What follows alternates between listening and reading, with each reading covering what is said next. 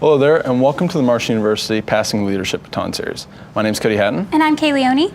And today we have with us Brad Smith, current chairman and CEO of Intuit and proud son of Marshall University. How are you doing today, sir? I'm doing great. How are you doing today? I think we're doing pretty good. Good. Yeah. So today we're going to cover a few topics that fall into what we see as a very unique category, looking at one's flaws and turning them into their greatest assets. So some of the topics that we're going to discuss today include diversity, authenticity, and transparency in the workplace. So let's talk about diversity in the workplace. So we saw that you recently published an article on LinkedIn about diversity in the workplace. And from what we read, it seems that you think diversity strengthens the workplace very much. So with that in mind, what are some steps that you and your company have taken to be more accepting and open of diverse people from all over with different backgrounds? Well, first of all, it's great to have the two of you here on campus out here in California, and I love Marshall University. I still wear the ring every day, as you know. And when you talk about diversity, I think we're great examples of that, the three of us. Diversity in all of its forms leads to better outcomes. It doesn't matter if it's diversity of race, gender, sexual orientation, religious beliefs. When you bring people from different backgrounds together, we represent the world because the world is a melting pot. And the more we represent those around us, the better we can understand and the better we can solve the world's most important problems. One of the things that I'm always reminded of is the Human Genome Project, when they decoded the human DNA back in the 90s. And what they discovered is 99.8% of all human beings are identical. But we spend our lives looking at that 0.2% that are different. Why don't we spend more time focusing on the things that are common and then relish the fact that our differences is what makes us collectively stronger? So that's why I believe so much and our company believes in diversity. Yeah, absolutely. So we can tell that you care very passionately about diversity, especially the fact that people shouldn't hide who they are and that they should be accepting of each other's differences. Right. So it seems that being authentic really goes a long way in the business world, as we can tell from your many successes. Well, we'd like to move on now to authenticity, and that's one of your strongest points as you say it into it. We would like to know how you change your personal flaws into your assets. Like, how would you tell others how they would change it as well? Well, I think what's most important is to always be true to yourself. In this entire world, I can assure you, no one's going to be a better you than you.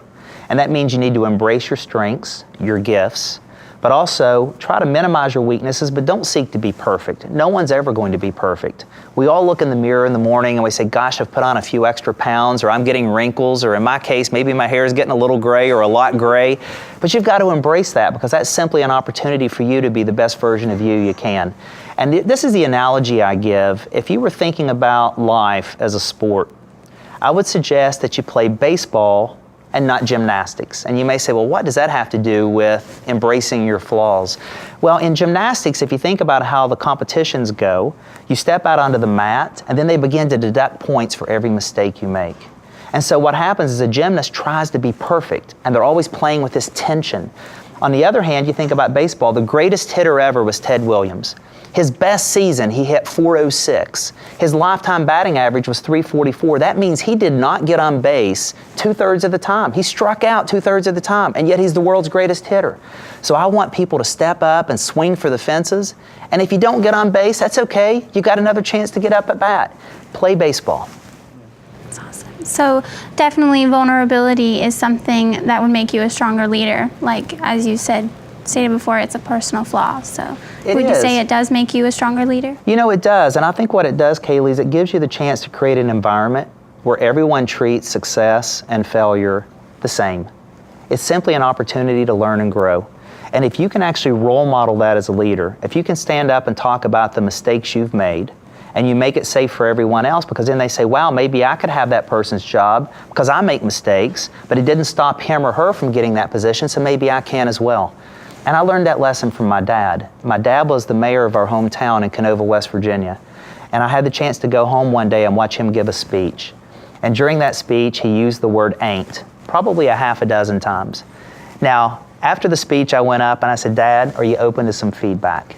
And he smiled because he knew what was coming. He said, sure, son, what's on your mind?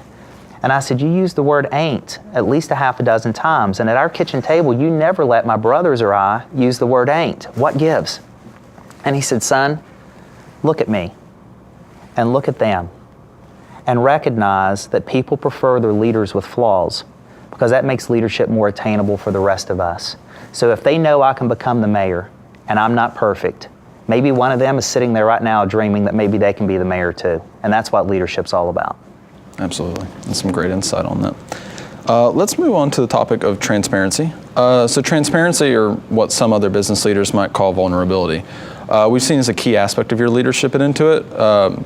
For instance, you've had such great success by speaking with your employees to gain more ideas for your company. Would you say that vulnerability has allowed you to have more success because you're not like the other CEOs that sort of keep their feelings hidden? And if so, why? And does it really affect the workplace to such a great degree compared to these other companies where their CEOs aren't as open with their feelings?